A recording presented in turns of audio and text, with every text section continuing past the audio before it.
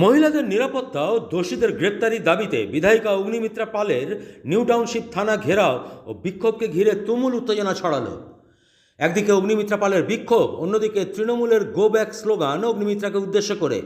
সব মিলিয়ে ব্যাপক উত্তেজনা ছড়ালো নিউ টাউনশিপ থানার সামনে।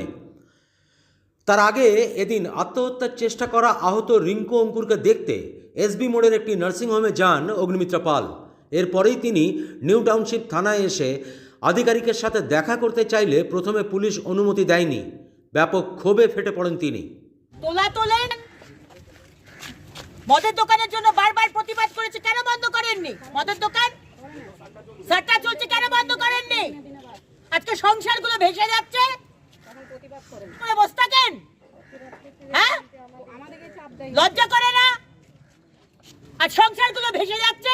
বারবার ওই মেয়েটি আপনাকে বলেছে, বারবার গোষ্ঠীর মেয়েরা এসে বলেছে আমাদের পাড়ায় মদের ঠেক চলছে, বন্ধ করুন। কেন বন্ধ করেননি? এখন নেগোশিয়েট করছেন কতজন ভেতরে যাবে। আপনাদের লজ্জা করা উচিত। আপনারা ভুলে যান যে আমাদের ট্যাক্সের টাকা আপনাদের মাইনে হয়। আপনারা আমাদের জন্য রয়েছেন, পাবলিকের জন্য। আপনারা ভুলে যান সেটা।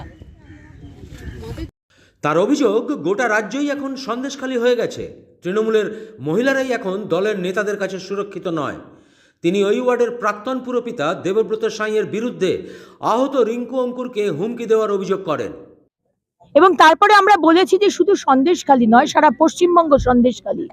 আমরা আজকে এসেছি এনটিপিএস থানার সামনে, যে এনটিপিএস থানাকে বারবার বলা হয়েছে যে জুয়ার ঠেক বন্ধ করুন, এই এনটিপিএস থানা কোনো অ্যাকশন নেয়নি। আর আজকে তারা বলছে না না, দুজনের বেশি তিনজন যাবে না, তিনজনের বেশি চারজন ভিতরে যাবে না। কেন?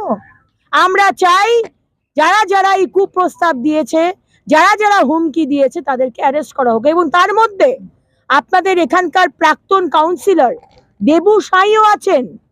তিনি ওনাকে, আমাদের ওই মেয়েটি বলছেন, থ্রেটেন করেছে যে তুই কোন হাসপাতালে যাচ্ছিস, সেই হাসপাতাল আমার দাদার, তুই কিভাবে ফিরে আসিস আমি দেখব। যদিও 23 নম্বর ওয়ার্ডের প্রাক্তন পুরপিতা দেবব্রত সাঁই সমস্ত ঘটনা অস্বীকার করে বলেন অগ্নিমিত্রা নিজের পেশা ছেড়ে রাজনীতিতে এসে বাংলার মহিলাদের অপমান করছেন। তার জবাব অবশ্য তিনি লোকসভা ভোটেই পেয়ে গেছেন। অগ্নিমিত্রা পালের সার্টিফিকেট তো আমার দরকার নেই। আমার সার্টিফিকেট আমার ওয়ার্ডের সাধারণ খেটে খাওয়া মানুষগুলো, প্রত্যেকটি মানুষ আমার সার্টিফিকেট। তারা বলবে যে এক্স কাউন্সিলর দেবব্রত সাঁই কী করেন, কীভাবে তাদেরকে সবসময় পাশে থাকেন, এটা অগ্নিমিত্রা পালকে বলার দরকার নেই। আর অগ্নিমিত্রা পাল যেভাবে বাংলার নাম ভারতবর্ষের বুকে অপমানিত করছেন, যেভাবে বাংলার মহিলাদেরকে উনি অসম্মান করছেন বারংবার, এবং তার ফল কিছুদিন আগে ওনারা পেয়েছেন। বাংলার মানুষ তো মুখের ওপর জবাব দিয়েছে, আমি কি জবাব দেব? 23 নম্বর ওয়ার্ডের নবীনপল্লী এলাকায় অবৈধ মদ বিক্রির প্রতিবাদ করায় রিঙ্কু অঙ্কুরের স্বামীর কাজ যায়। রাত কাটানোর বিনিময়ে স্বামীর কাজ ফেরতে বিস্ফোরক অভিযোগ ওঠে স্থানীয় তৃণমূল নেতা কর্মীদের বিরুদ্ধে। সম্ভ্রম বাঁচাতে রিঙ্কু অঙ্কুর আত্মহত্যার চেষ্টাও করে, এমনই অভিযোগ পরিবারের। এই ইস্যুতে আপাতত সরগরম দুর্গাপুর। অন্যদিকে অগ্নিমিত্রা পালের আসার খবর শুনে জড়ো হয় 23 নম্বর ওয়ার্ডের স্থানীয় তৃণমূল নেতা কর্মীরা। কালো পতাকা হাতে অগ্নিমিত্রা পালকে গো ব্যাক স্লোগান দিতে থাকে তারা। মূল অভিযুক্ত সুকুমার বাউরির স্ত্রী অভিযোগ করেন, সম্পূর্ণ ভিত্তিহীন অভিযোগ করছে রিঙ্কু অঙ্কুরের পরিবার সহ অন্যান্যরা। তিনি ওই মহিলার চরিত্র নিয়েও প্রশ্ন তোলেন। আপনারা তাকে প্রশ্ন করেন যে তুমি কবার সুসাইড করেছো? একবার ঝাঁপ দিয়েছে কুয়োতে, এই দুবার অশান্তি হয়ে গেছে, দুবার গলায় দড়ি নিয়েছে।